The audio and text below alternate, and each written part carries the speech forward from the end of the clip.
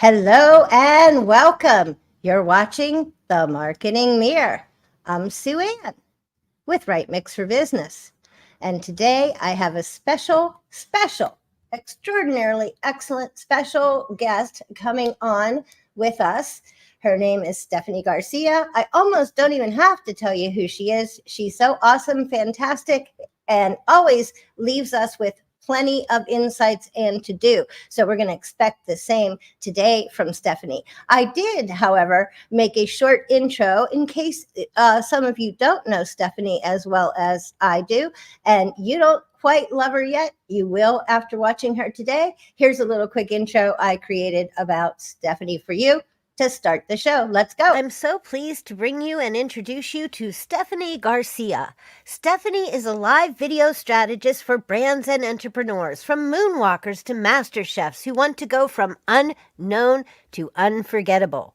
With 15 years of digital marketing expertise under her belt, she's led paid advertising and social strategy for ad agencies, creating powerful campaigns for Fortune 500 companies or small businesses. Stephanie is the host of Lights Camera Live and the co-founder of Leap Into Live Streaming Bootcamp. She has spoken at Social Media Marketing World, VidCon, Podcast Movement, and so many more. She's also the co-author of The Ultimate Guide to Social Media, published by Entrepreneur Press. She's named a top 50 digital marketing thought leader by the University of Missouri St. Louis, and her work has been recognized and awarded by Forbes, Online Marketing Media and Advertising, PR Daily, Forrester, and Gartner One-to-One Media.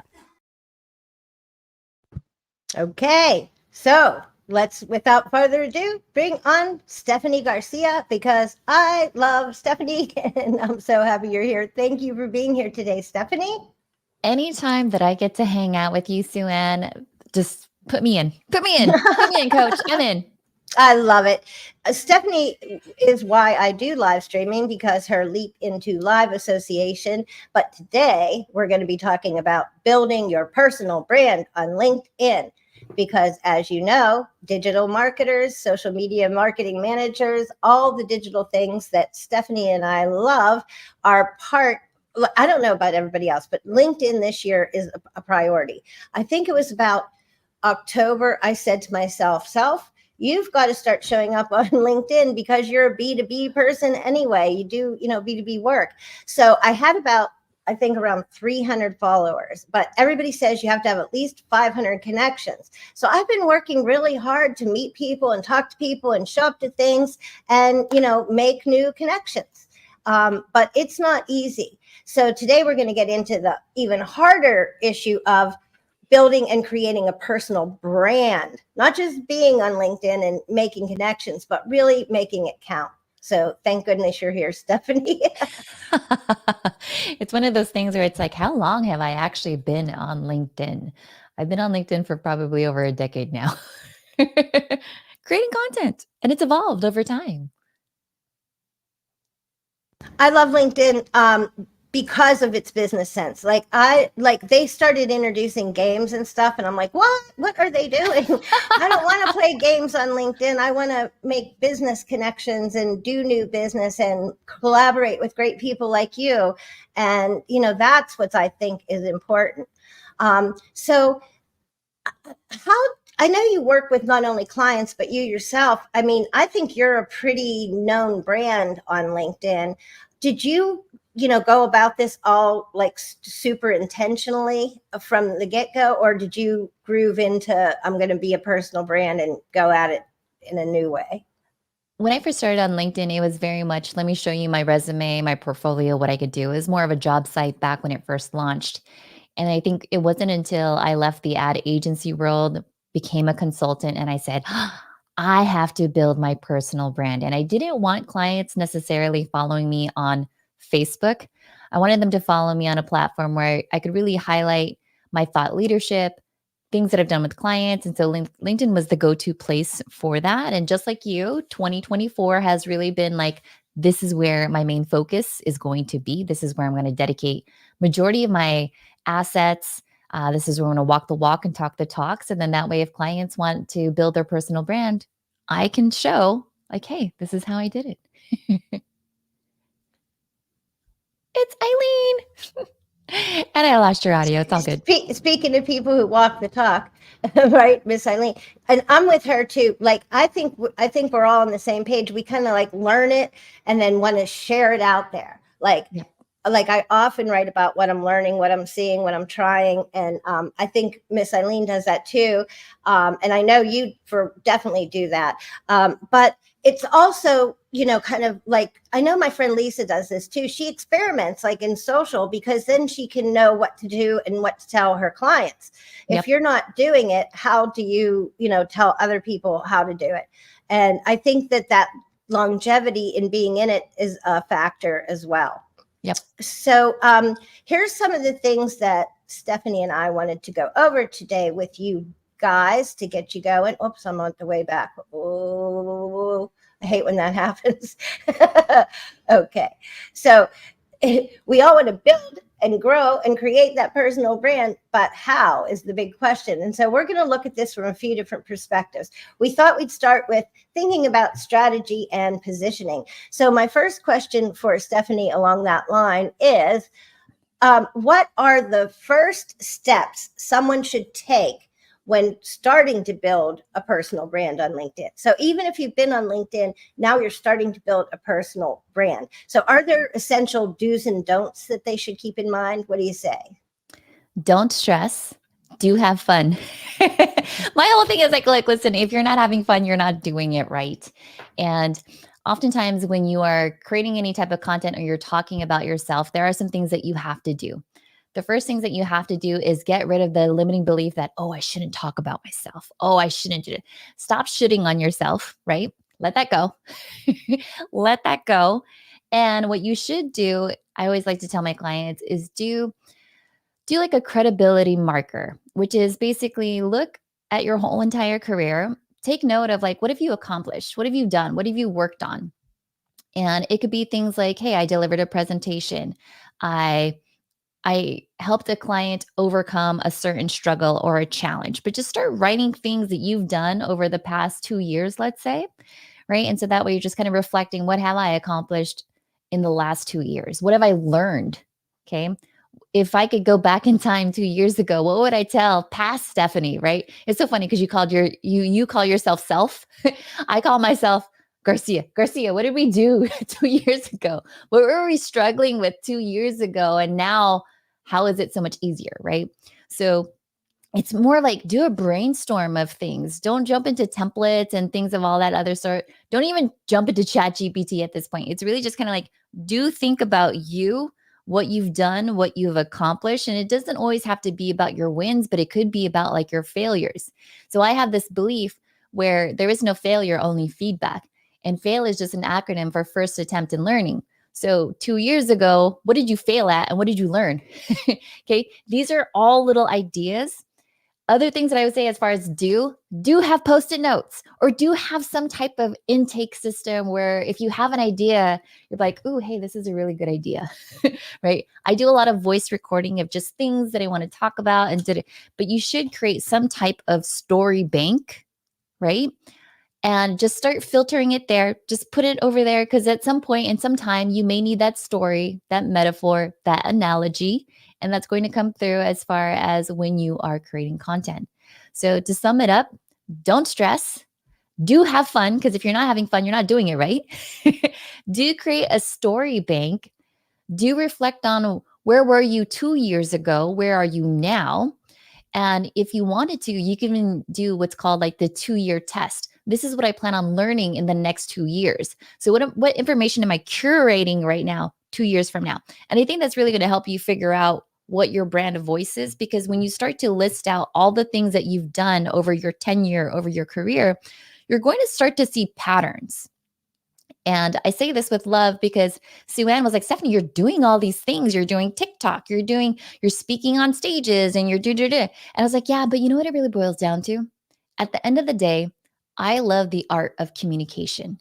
And the art of communication varies across platforms, whether it's on blogs, B2B, social media, TikTok, Facebook, like it's always a different language. But at the end of the day, you want to know, how can I communicate in such a way that will motivate the masses? And the other thing that I told Sue Ann is I'm definitely the type of person where I like to go out there, try things, break it, reverse engineer, and then teach it. I think you're so super fabulous. I've learned so many things from you. That's why, like, I'm always like, oh, Stephanie, and she's already there. She's always already there. So it's such a great thing. And you come on live and talk to people. They can ask questions. If you have questions for Stephanie today out there, please ask her anything, because this girl has all the answers. And I love that you're not just like you said, you're walking the walk, you're talking the talk, you're doing it. And I think really that learn by doing is the best thing ever. It makes such a difference in how you really understand how it all works. Do you think people should be like, how do they figure out their own unique voice so that they're not feeling like they're like emulating Stephanie? Like, how do we like come out and be like, I feel like I'm starting finally to be a little bit more comfortable, just like not panic stricken when I'm on a live, like being more me. But how do you, on social and building that personal brand on LinkedIn, not be just a copycat? How do you stand out in that way? Oftentimes, I do find inspiration from looking at other people's content. But rather than trying to take on the tonality, I'm more into what is the structure and what is the format. Oh, okay, great. So they do the 1-3-1 formula, which is basically one sentence opener, 3 sentence explainer, and then 1 sentence conclusion. Right? I'm like, oh, okay, that's really interesting. And so sometimes I'll just look for prompts. But to really kind of like make it my own voice, I imagine if I'm just talking to my girlfriend over brunch, over bottomless mimosas, because I feel like the bottomless mimosas is where the real you comes out, right? And I know for me, who I'm trying to connect with on LinkedIn is they have to be cool with my personality, right? They also have to believe in the belief of, if you're not having fun, you're not doing it right. If they're the type of person where it's like, oh, I have to be so strict and so rigid and corporate speak, they're not for me and I'm not for them. I find that corporate speak really cuts off connection with people, because oftentimes if you can't take a complex idea and lay it out so that way someone can understand it at a 7th grade reading level, you don't really understand that topic. That's honestly a challenge for me, writing at a 7th grade level, not because I can't, but I have to consciously think about it, because I've just had so much higher education. Like I've had I like I can't even count how many years, 20 more. Like I keep, I did my undergraduate and graduate, and then I'm always taking new things, and you know what I mean? So I speak and think in those terms. So I have to go back and actually think about making it more everyman. Yes. And it's good that you do that, because most people don't do that. So we're going to get a little nerdy, because I love to get nerdy. So in my training and what I've learned over the years is that people have very different communication styles. So let's say, for example, I'm a visual communicator. I talk really fast. I talk with my hands. I jump from one idea to the other, right? That's just me. Some people are auditory learners, where they hang on to every single word that you have to say. And so it's important for me as a visual learner to speak slowly, to enunciate, have pauses, right? And not use a filler word every 3 seconds. Then you have these kinesthetic learners, where they want something that they could actually get their hands on. So that way they can make sure that they're on the same page as you. You also have auditory digital learners, where they like to learn things in frameworks and blueprints and steps and processes. And I think for us, it's really understanding, how can I take what I know and reshape it so that way more people can learn and understand it. If I only stuck to like live streaming and video only and never created a blog post or never created a course, there are so many people that are missing out on that information. And I know you and me, when we are creating content, it's because we want to leave a legacy. I want to leave something where my daughter, she could point to it and be like, my mom made that. And I learned that from my mom. And so whether it's a physical book, whether it's a video or a YouTube channel, she'd be like, my mom did that. And because she could do it, I could do it.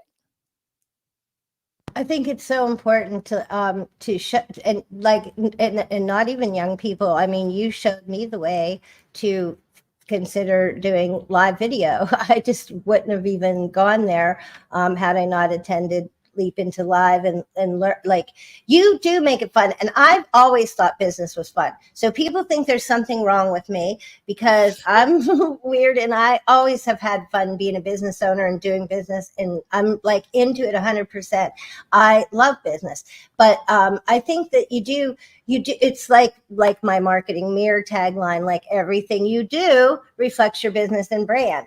And so, of course, we don't, when we're younger too, we don't always think about that. So I think we have to evolve into being, more sure about who we are, what we stand for, what our values are. We kind of Yeah. grow into them, but we also kind of end up tending to grow into our clients that suit that, same thinking sometimes. But I think if you're authentic, I think that's what you're saying, unless I'm misreading No, that answer. yeah, I yeah, think yeah. that authenticity is what makes you unique. If you just be real about it all. Yeah, you're just you. You're just you. But let's be honest. I mean, there are different facets of you. Who I am at home with my daughter when we're playing with Play Doh or making Halloween bracelets, that's a different personality. That's a different tone of voice. When I am pitching to a B2B client, that's a different tonality, different type of voice. That's corporate speak over there. If I am creating social media content and it's like Instagram reels, that has a different playful nature to it. You just kind of realize, like, who do you want to be on LinkedIn? I'm not saying that you always have to be the same person all the time. It sounds kind of weird, but it's true. I think there are, for me, if I know what my like content pillars are, now we're getting super nerdy, but I could deliver it in different ways. It could be a live stream, it could be a video, it could be a longer LinkedIn post, it could be a Twitter thread, whatever it is, but I know how to shape my content in different ways. I use your content pillars and buckets and all those things that you talked about forever with my clients, to come up Yes, with strategies because and it content freaking strategies. works. It works. Yeah. It absolutely works. And I love that about you. Is there strategies on LinkedIn that you used, a couple years ago that are totally out the window and there's new strategies in place now, or do you just evolve over time? I used to be that type where when I was repurposing my live streams into blog posts, I would just drop the link on LinkedIn, right? That doesn't work anymore. And so I find that repurposing it into a short form video, vertical, and then dropping the link in the comments tends to work best. So I had to shift that as well. And I think it took a little while for the third party social media scheduling platforms to catch up to that, right? But now you'd be amazed to see that there are they do them now. So you could leave the first comment Absolutely. to drive traffic over. So if that's something that you had struggled with maybe like a year ago, it is possible now. It's been possible for quite some time. You probably just didn't know that. When I first experimented with that, I thought this is silly and it's not working, but I think it evolved with people doing it. Like, I think it started to be like it was working. At first, I thought this is a waste, so I just do my thing. But now I'm starting to think that the platform has changed and it's agreeing with that. And like you said, even the third party channels are allowing it, so it must be a thing, right? If Yeah, things adjusted. once the APIs open up to it. I mean, I think that's majority of the thing is that a lot of these schedulers or the social media platforms, they limit the API, which is why some of us as content creators and social media strategists, we still have to go natively on the platform. I still encourage everyone to go native on the platform because it's really nice to see what other types of content people are putting out there, and you get to decide, do I like this? Do I not like this? What made me stop and look at this and scroll through this? What made me comment? It's you know how some people say like they overthink and they overanalyze? Well, make it productive. Make it productive and overanalyze. Well, why did that make me stop? How did that make me feel? How would I execute that? And if I did that, what would it look like and sound like? It reminds me of when you talked about strategy and positioning when you're working, because I had you on not too long ago to talk about your book about influencer marketing, and you were talking about like catching the people who are reaching out to you saying, hey, you are my demographic, and then you're backward engineering there to make that sponsorship deal or that brand deal because you know they're after you and you're their audience and maybe you can work with them. Same thing. That's researching in the right way for your purposes, because nobody's paying attention to, the ads coming into you except Stephanie, who's then capitalizing on them. So smart. I think it's great. So the next area would be, I guess, that magic engagement that everybody talks about, and also the content. So when it comes to content, what types of posts right now do you think are working best for personal branding on LinkedIn? And are there any traps to avoid, like they're trying to make you do this, but don't, because you can do what you want, it's working or whatever? I think a lot of content that's working really well on LinkedIn right now is sharing your journey, sharing what you learned, curating your favorite podcasts or books, things along the line of like, I've read over 100 books about social media. All of them could be blog posts. Here are 3 that you need to read right now. These are 3 that you need to have on your bookshelf right now. I think those types of posts are doing really quite well. I also love, like, this is just me personally, I love the funnel breakdowns. So there's a lot of B2B marketers where they talk about go-to-market strategy, or there's funnel hackers. Well, they will break down a creator's funnel on how they make money and all this other stuff. And so to me, that's fascinating because, as I already told you earlier, I love trying things and breaking it, reverse engineering it and teaching it. So I love to see how people are doing it, and they are doing it now through carousels. I love to see that carousels are back. Like, well-designed carousels are making a comeback. Thank you, Canva. It's really interesting to see how they do it, the design of it. These are things that I've even sent over to my clients and be like, hey, I think we need to do something a little different. Like the carousels on Instagram are very different from what I'm seeing on LinkedIn now. I've used a few examples already on the show of the carousels that my friend Henneke D from Enchanting Marketing does. Henneke Dustermott, she's fantastic, but she does, I renamed her infographics. I named them info drawings because she puts her Henrietta character into it. But she's even given us some information that I could share on the show about really how well those are doing for her right now on LinkedIn. They're working, in big ways for her. She's getting all kinds of new email subscribers, which is really a hard thing to do, I feel like, right now, because everybody's been so, I guess, saturated with, I want your email, that or maybe it's me and I stink and nobody wants to sign up. I'm not sure. But there's a thing to do, making your friends in other ways. If you can't, you know what I mean? Like making your connections in any way that you can, I guess. Yeah. So the next thing, I lost my place. Oh, here we go. So when we talk about engagement, you already mentioned storytelling. So storytelling, I think, is a huge part of personal branding. So how can someone use it to their advantage? Do you have some good examples for us for how storytelling can make a big difference for people? Oh, of course. So as far as storytelling goes, this is me in real time trying to adjust big complex idea and how do I make it simple. Oftentimes when I think about storytelling, you think of the different frameworks that are in there. So there's the hero's arc, right? This was the problem. This is what I struggled with until I discovered this, and now I'm doing this. Simple framework. Have you ever felt like this? That's how I felt when I was doing da-da-da-da.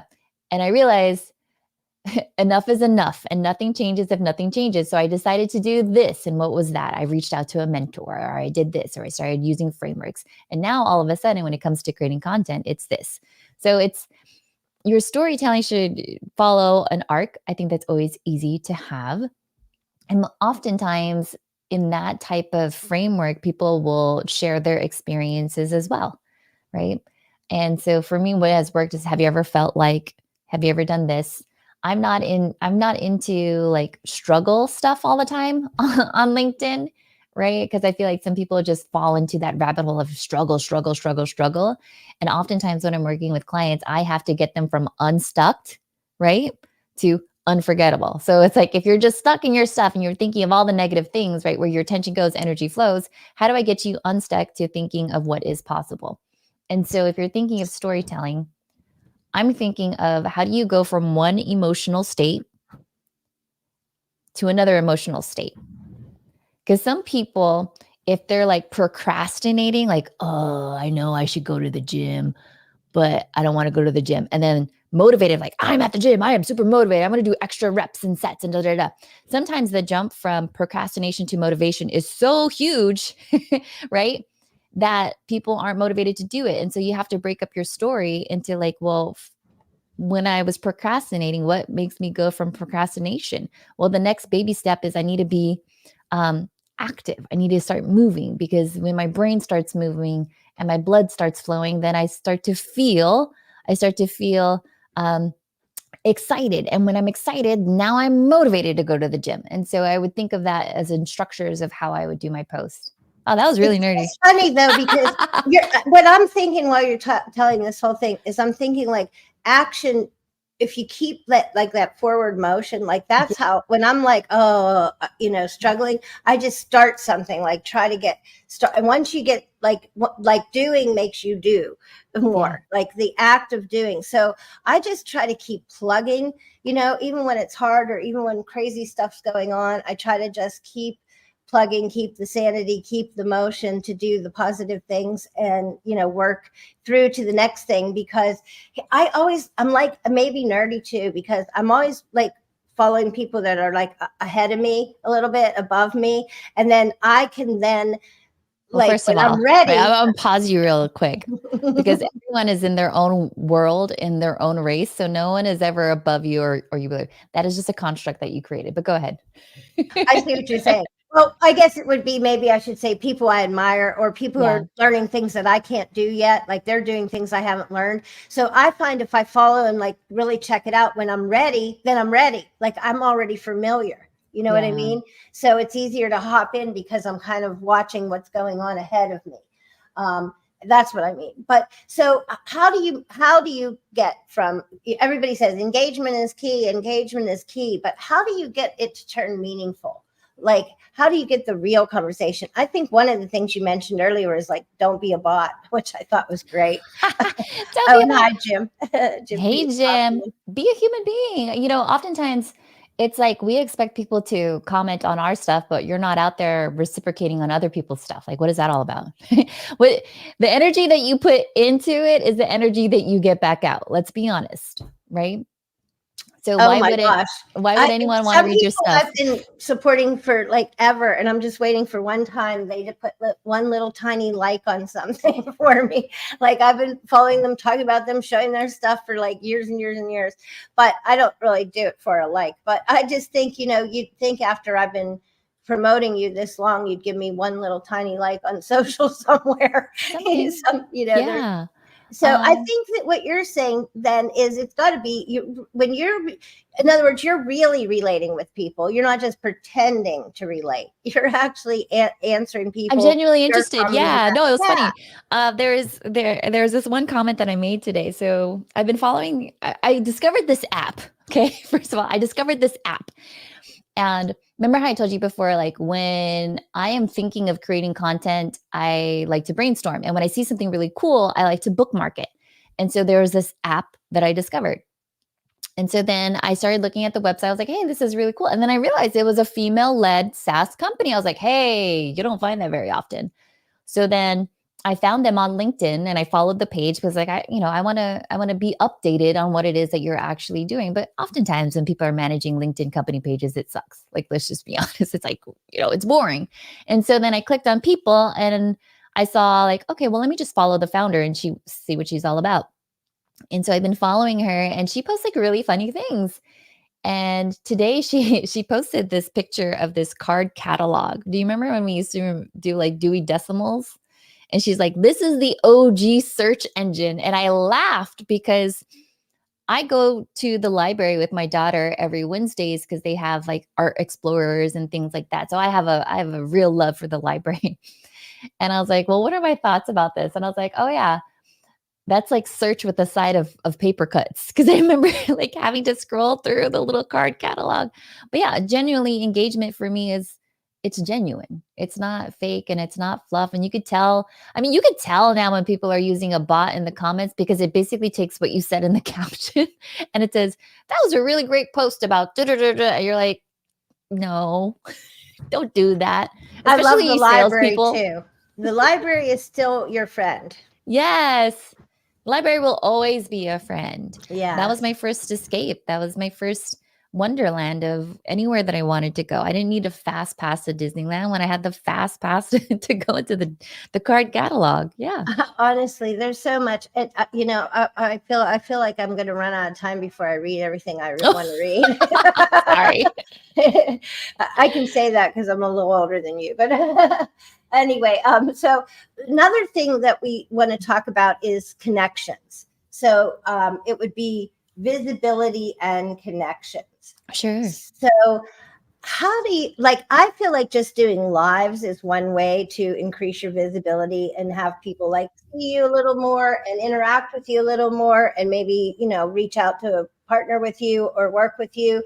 That's one way I see as visibility. But how should people approach networking on LinkedIn to build that quality rather than quantity personal brand? Because look, if you have 1 million followers and nobody interacts with you or nobody hires you, what's the point? So I think it's about the real thing. Absolutely. And so piggybacking off of that real thing, I like to go from URL to IRL. I'm just gonna be kind of nerdy with you. And I go to a lot of in-person events, in-person conferences and meetups. And as a speaker, oftentimes I will take a look at the speaker list and I will add those people and I will say, I'm so looking forward to seeing you at this next event. Would love to connect here and just follow through with you. If I'm speaking on a panel, I like to follow the other panelists that are there or even the moderator, the event organizer. That helps me because as you know, I'm a keynote speaker. And so I want to build that network, right? And so that's one thing that I like to do is I like to go to events and connect the dots. Great. Yeah. And it's fun seeing people in real life, actually. But sometimes you can have real life relationships that are digital too, as people. Very true. Yeah. You and I don't remember. Have we met in person yet? Not yet. We're on opposite coasts. See? Yeah. So when I wiggle my way out there, I'm right. like, hey, where are you? Wiggle. Right.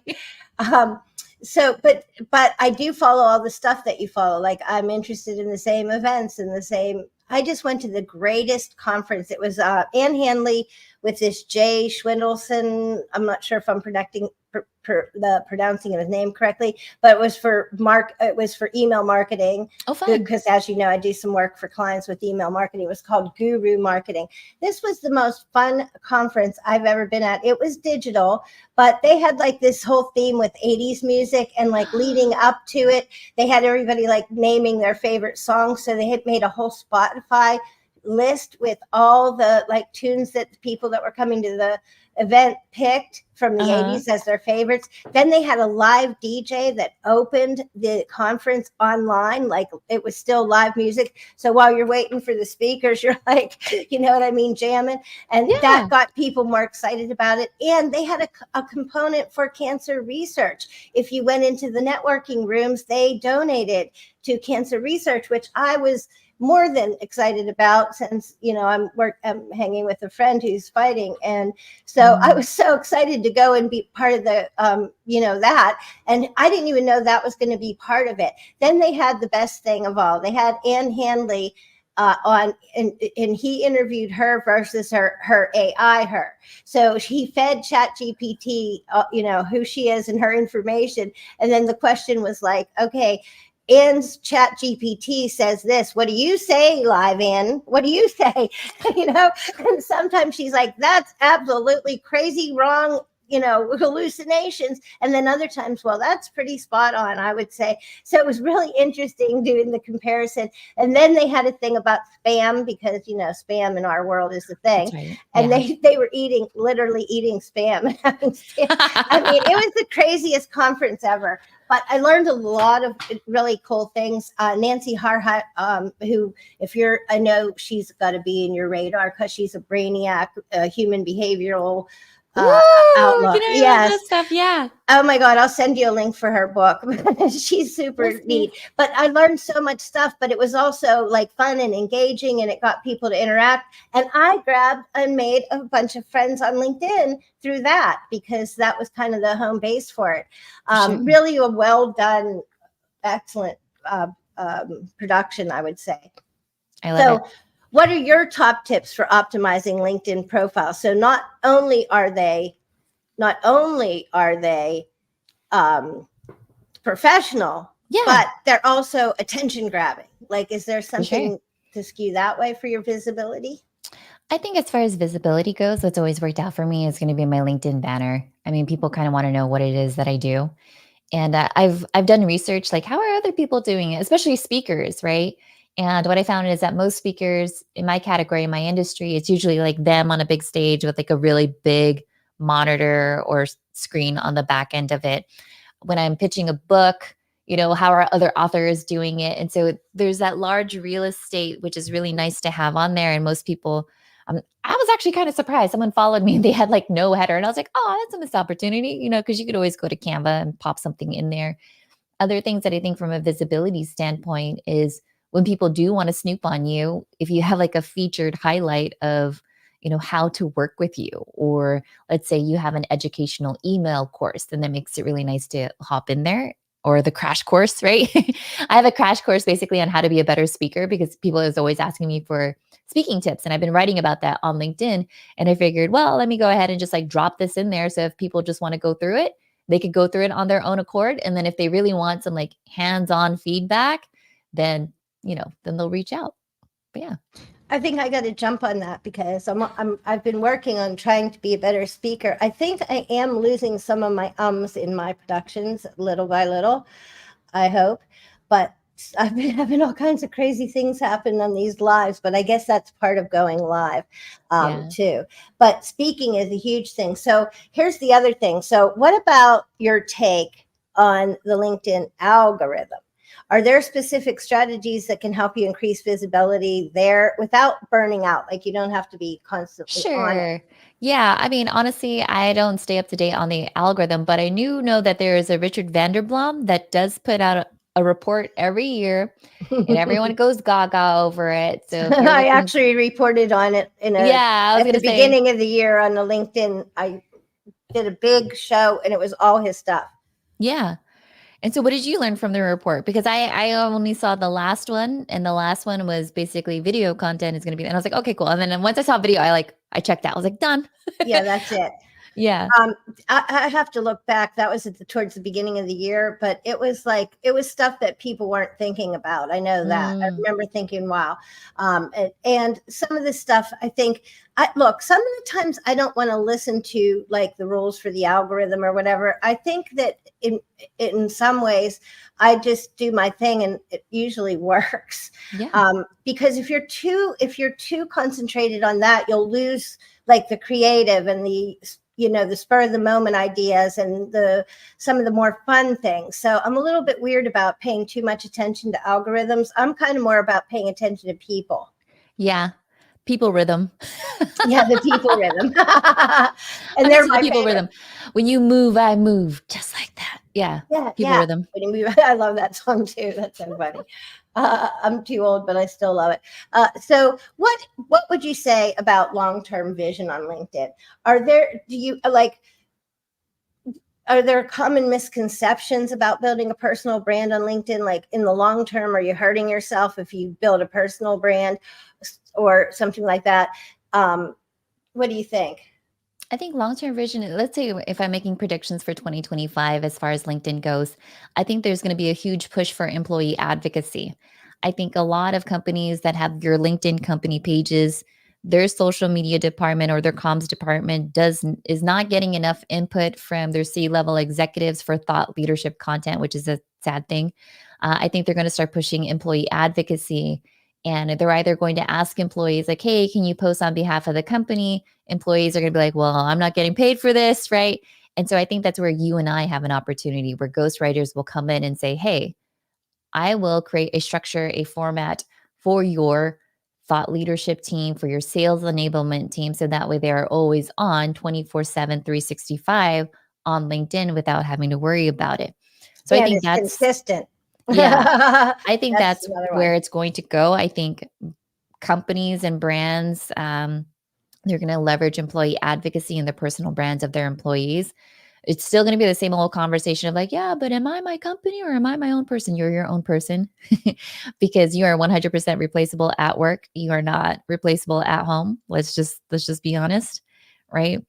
So as far as like my long-term vision goes, I think employee advocacy and personal branding is still going to rise in 2025, and people are just going to wonder, well, how do I do it? How do I go about it? And there are simple exercises that you could do. Reach out to Sue Ann and I, because I feel like we've got a system down, but we don't ever have to worry about what to post on social. It's like, let's just I know. pull from I my have swipe too file. many ideas. Yeah, it's like I have a swipe file, you know, and there's a lot of different tools that are out there that are helping people build their personal brands. And there's a couple that I've been exploring on the back end. One of the things I don't listen to him too often, but I was a little interested because he was talking about the changing of social media, was Gary Vee. And he said, you can do, one or two pieces of content for the day, but then you really have to think about altering them for each platform, because now you can't just do that. And I think he had a good point, because it's not even just about what your position is, but it's about who's on those platforms. Like, for example, your audience on TikTok's not your same audience that No, you have on it's LinkedIn. not at all.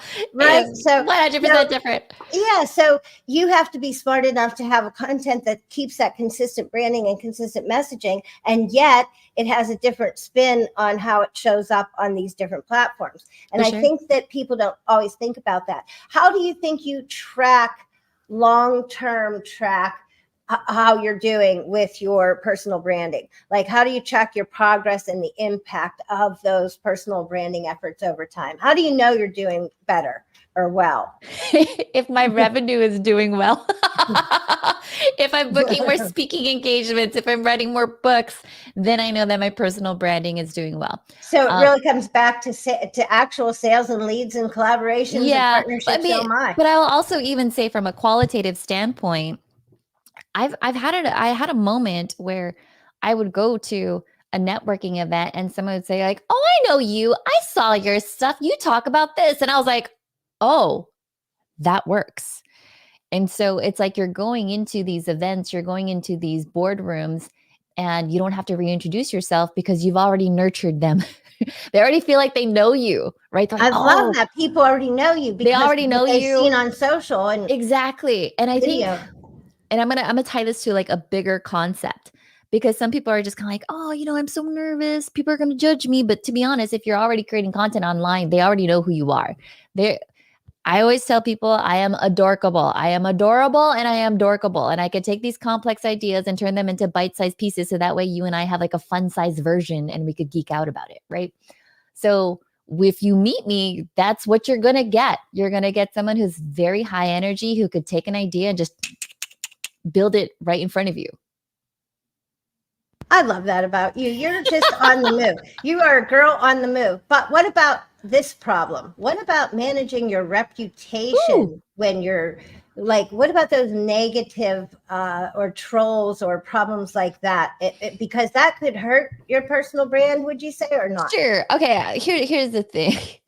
If you're a bad person, you're going to get bad comments. Right. And there's no way that I think you're really going to clean that up. I would say for your average person, you're not out there doing some diabolical stuff. Right. Right. like I always say, if you put good out, good comes back. That's my theory. And if I was on TikTok land and if there are trolls on there, let them be, because that's engagement. It's going to feed into the algorithm. Hug your haters, basically, and have fun with it. But I would say on LinkedIn, if you get someone that's usually being very negative, the best thing that you could do is just comment back and be like, are you okay? Like, really? Are you Yeah. okay? Are you good? Like, is this something that you want to talk about offline?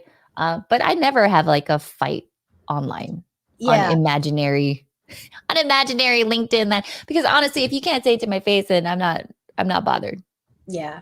Right. Yeah. And you know what? It's so easy to say not to someone's face.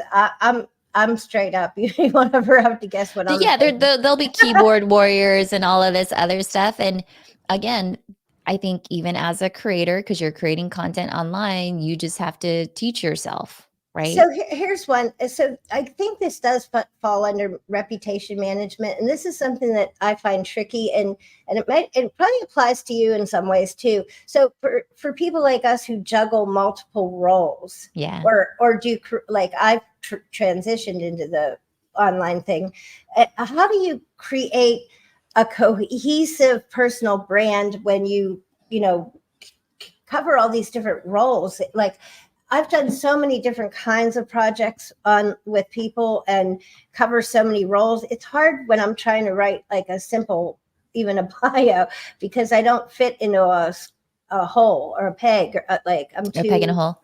yeah. Yeah. So what's the question then? It's like, how do So you? how do you be cohesive in your brand when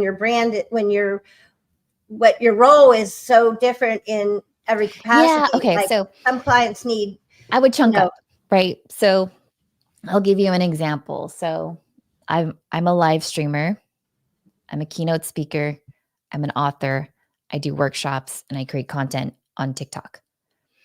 What is the bigger picture from all of that? It's communication and it's storytelling.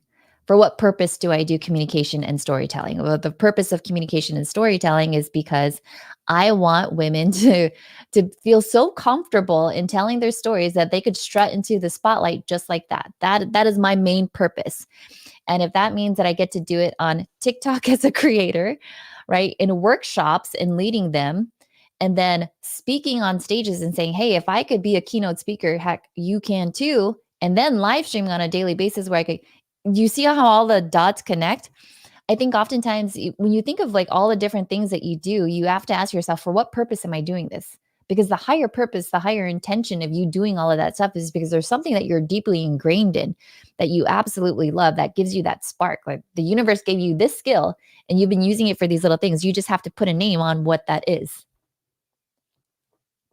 I find it tricky, but I'm working on it. Well, you need help, right? Okay. So another thing, this is like live coaching on camera, is the mindset that created the problem is not the same mindset that can unproblem it, right? So to know that something is a problem is to know what makes it not a problem. That's a great way to reduce the problem.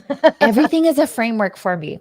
You know this about me. Everything is a framework. You just need what is the formula that I need to solve this quote unquote problem? Because a problem isn't a problem until you label it as a problem. It was That's never a problem unbelievable. before you decided that it was a problem. So at some point you Right. get to decide this is no longer a problem because these are the actions that I'm going to take. Now it's not a problem. And it's back in that actions give Yes. you that forward momentum, and taking it apart, like you say. If you take it apart, then it's more actionable. I love Yeah. that. I love that's so smart. You are so smart. So here's the next one. I think this is the last one. So what are your personal insights overall about building and creating that winning personal brand using LinkedIn? And what do you see as the future trends on LinkedIn or social for branding? I think a trend that we're going to see in 2025 is going back to written content, going back to carousels. I think we're going to circle back to like 2022 LinkedIn, I feel like we've been so hit hard with video, short form video, and live streaming. Some people who have felt so stuck, like, I can't do video, are finally just going to say, you know what? I'm just going to bypass that and I'm just going to create content the way that I want to I'm a create writer content. and I'm going to love it. I'm a writer and I'm just going to love it. I'm just going to write it. I'm just going to put it out there. Yeah. Yeah. I think people are kind of at that point where they're like, I've hit that point where no, I don't want to be a podcaster, and no, I don't want to repurpose it, and no, I don't want to be a YouTuber. I just want to share my thoughts on here. And I think the platforms are going to notice that. It goes back to the idea that people have different learning styles. And so these platforms are like, well, we're gonna rank video better. Great. For visual people like me, that was awesome. We were like, give me it all, right? Right. And I think these platforms are now starting to realize, wait, our audience has different learning styles. Why are we punishing them for not making video? That's dumb. If I want people to keep coming back to my website, shouldn't I cater? Shouldn't I help them create more content so that way they could, because the bigger vision of LinkedIn is for you to make connections. So if I'm enforcing this rule where people can't make connections because they're not hopping on video, well, that's kind of dumb. It's so interesting that you say this, because as a writer, and all my writing colleagues have the same issue. They're like, what are you doing on video? You're the behind the scenes magic. Yes, I am. And that's where I do prefer to be. But I'm also trying to be out there, because as writers, someone has to go out there and, be it's still part of social media and getting to know people and make connections and, hopefully land business, So I do it because I think that's a way for people to get to know me and, hopefully want to work with me. I will forever say that video gets you on the fast track to becoming top of mind and tip of tongue. It just does. Even if people don't even push play, they at least see your face. I see your face. I see your face. I see your face. Right? And I think that helps. So out of all the content that's out there, I think it's nice to have a mix in their business as far as their content strategy goes. And so if you're only focusing on one component, again, you're only focusing on 1/4 of the audience that likes to watch videos. When I'm running around with my daughter and I'm doing things, I don't have time or the Wi-Fi to watch a video. But if you give it to me in a thread, if you give it to me in a carousel, give me more ways than just one to learn more about you, right? Because that's going to create more neural connections for me to be like, oh, that person's capable of doing this and this and this and this and this. If I only see you doing it one way, then you could only do it one way. I love in my that. mind, right? Mm-hmm. Because all I know about you is how I perceive you. But if I see you doing all the things. So interesting. Yeah. I love the study of how people learn differently. That's something I actually looked at long ago when my nephew was in like high school and he was struggling, and it was because he wasn't retaining when he'd read. He wasn't having retention, but if you talked about what he was reading, then he could ace the test. You just had to, get externally process it. Yeah. So it was, and I know a lot of people that learn better hands-on. Like that's one thing, like with my blogging course and with courses that I've conducted, I don't try to have you I don't try to lecture. I try to be like, okay, here's what we're going to work on to get, here's what we should be doing. You do it and I'll do it. We'll all do it. I want you to be doing something for your business, not just doing a course. So I want the action to be a part of it, so that not only are you hearing it or seeing it or having examples, but you can learn it and try it, and then you have an outcome. You're not just going to a course, you're actually doing it. You're doing it. Yeah. I'll even tell you, I invested in this $6,000 mastermind on how to be a better writer, and they have this structure and their format of how they do things. And I found that I got myself not necessarily stuck. I put it on the back burner because I was working on more client projects. And then I realized how they structured it doesn't cater to my learning style. And so then when I said, oh, so those are the pieces, that's how you organize, that's how you create your gingerbread house, right? That's how okay, I'll give you a different analogy. And writing is one of these things too, that the rules can be broken a lot. Yeah. That's the problem too. Tell me the rules and then I'll break it so that way it works in the way that, because that's how I learn. I learn by doing, by breaking, and then teaching someone else. And then I could speak to it confidently because I could say from my experience, this is what I did. This is what worked. This didn't work. Had I known this, it would have been easier. But people will only teach you their perfect way, And it's like, but sometimes I want to know the wrong way. It's the experience, the experience of, it's not just the surface, it's the actual immersive experience of it. Yes. I want more than just because for one thing, things go wrong and things change and nobody's the same and no businesses are the same. So the way that you structure it for one guy will be different for another guy. Oh my gosh. Thing. The way I teach, Oh gosh, is when I do so I have like 7-day trainings and 14-day trainings, and everyone has a different learning style. And as a trainer, I have to cater to each of the different learning styles. Sometimes I need a different metaphor, a different analogy, a different story. And it's all cataloged, right? And I feel like that's what makes me a better trainer is Yeah. because I could jump around from one point to the other And and you deliver.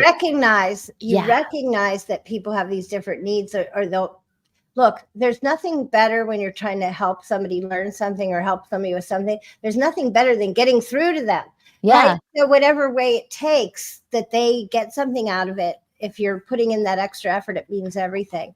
Yeah. Sometimes you just have to ask them, so how do you learn? How do you learn? Do you have to watch it? Do you have to read it? How do you learn? Some people like to learn by failing flat on their face because that's the fastest way that they learn. Okay, go, It's fail. a good reminder too to make your media mix, your content mix a mix. Yes, So that's kind of the content confetti lives. yes, exactly. A lot of people, what I will say too, because this has kind of been like on my test for a little bit. A lot of people are taking like their content, their podcasts, and they're breaking into smaller content. I think that's great. I think that's smart. Yeah. But what about taking that content and making it bigger and bigger and bigger? I want to start seeing these podcasters creating workshops, trainings, certifications, keynotes. That's the part where I'm like, okay, this is great. But what if we go over here? What if Yeah, we I get want to bigger? come. What I do we want to do? come. Like, I'll have to start with Better Speaker Club, everybody. You jump on too, if you're watching, to Stephanie's Better Speaker Club and get started, because we want to be bigger, just like Stephanie always takes us and tells us how to do. Don't you think? yes, thank you so much. Yeah, that's something that I birthed. That sounds so funny to say, but I just created it out of the blue. A lot of people were asking me, and I said, okay, well, let me just make a 5-day crash course for you. I'll show you like what goes in my mind, how I envision this, how I do all this stuff. So I'm going to jump on it. If you're watching, jump on it too. And I will probably report back on a live about what I learned, or you'll just notice the improving speaking from the experience. Yes. Yes. Okay. Well, thank you so much for being on the show today, Stephanie. I appreciate your time more than I can say, and your help, because you're always so knowledgeable on so many topics. And I love that we talked about quite a few things, not just the LinkedIn branding. You talked about everything. Yeah, we got to geek a little every time. Why not? I love it. And and I was testing the camo app. I got to get back to that. That Yeah. was interesting too. I want to play more with that. I've just been a little bit busy, but I'm going to get back to doing all that stuff. So I will probably hit you up and let you know if there's a problem. Reach out. Oh, first of all, reach out to Eden Lou. Oh yeah, because Eden Lou is the go-to for that. I should Which reminds me, I need to to tap her and just like, where are you? I should have her come on and tell everybody about it when she's telling me about it. Yes. Do you That need me to make the intro for you? Yeah. Yes. Done and done. Because I'm really curious. Jim Fuse is who told me, he popped in earlier. He's the one who told me try the camo app. And I was in a situation where I didn't have my camera. And so I used it. It worked. But I think it has other possibilities. So I'm really excited to learn. Is that a story right there, Sue Ann? Oh my gosh, I was traveling. I had to help out a friend. I didn't have my studio. But I still wanted to have that crisp clarity on my camera. And then I discovered camo app. Yeah. And this is what I learned. Hey. So cool. Okay. Well, thank you again. I'm going to do a little outro and then I'll catch you backstage in a sec. Okay. Thanks, Eileen. Thanks, Jim. Todd. Everybody for coming. And please, oh wait, I have another comment coming in here that Jim Fuse loves camo. See? So Jim won't mind if we talk more about that on the upcoming show. We better get a hold of Eden for sure. We have somebody else that wants to know more. Eden, where are you? Come through. Or maybe he knows enough about it to teach it. But and Jim's working with the Relatable app. I don't know if you've checked that out. I did check it out, and I feel so bad because when he tried to connect me, I was in the middle of the book launch. Well, I mean, I was in the middle of the book launch and then all of the speaker conferences, and so I need to touch back. So Jim, I am so sorry. It was there. but now I'll bring it back. Well, maybe here. we'll have a relatable panel and you can join us, Stephanie. For We'll see. sure. That would be Absolutely. fun. Okay, guys, I again appreciate you today. And thank you, Stephanie, for coming on and saving my neck. And I'll see you next time, guys. And again, this is the Marketing Mirror. You are so appreciated for being here. I really want to thank everybody who has been supporting the show, leaving comments, giving me help and advice because I've been having a few issues, all the stuff. I really so appreciate it. I appreciate all of you. So see you next time, next week, Wednesday at 2:00. I'm trying to make it each time if I can, and I'll catch you on the next show. Thanks for checking out this Right Mix for Business presentation. Remember, if you need to bling your blog or you need help with any content assets for your business, Right Mix for Business. Yep.